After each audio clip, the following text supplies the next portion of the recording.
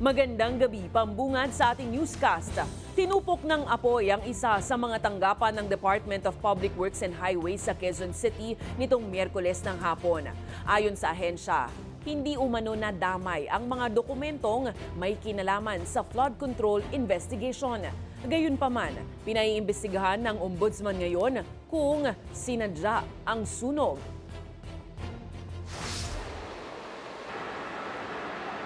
Nabulabog ang NIA Road sa Barangay Pinyahan, Quezon City nang sumiklab ang sunog sa tanggapan ng Department of Public Works and Highways pasado alas 12 ng tanghali, Miyerkules, October 22.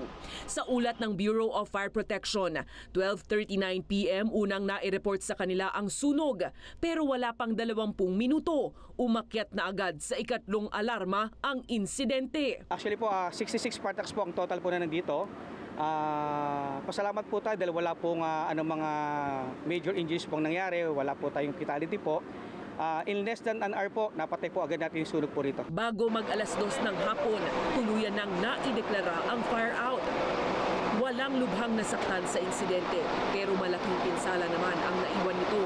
Gayunpaman, ayon sa DPWH, wala umanong nasirang mga dokumentong may kinalaman sa ongoing investigation sa posibleng maanumalyang mga proyekto ng ahensya.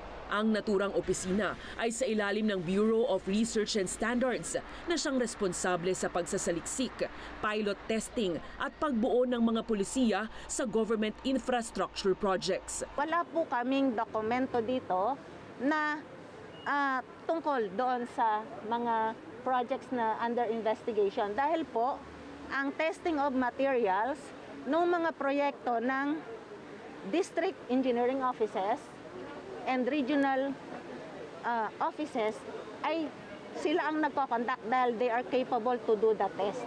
Ayon sa DPWH, sa paunang ulat ay posibleng nagmula ang sunog sa isang computer na sumabog sa Materials Testing Division. Hindi po namin ma-pinpoint anong office po pero sa third floor po nagsimula po yung sunog. 5 opisina lang po ang nasunog pero meron po pong opisina na hindi naman po kinain po ng apoy.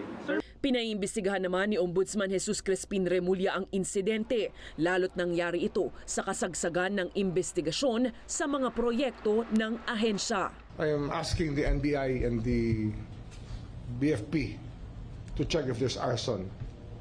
Kung ito'y sadyang sinunog o aksidente. Madali naman malaman niya kung arson yan. Pero hopefully, ay natural cause yan. Siyempre, it's disturbing that in a place like Quezon City, masusunog yung record sa isang office na maraming investigation pa ang kinakailangan mangyari. Nangako naman ang DPWH na iimbestigahan rin ng sunog at gagawan ng paraan upang hindi na maulit ang ganitong pangyayari.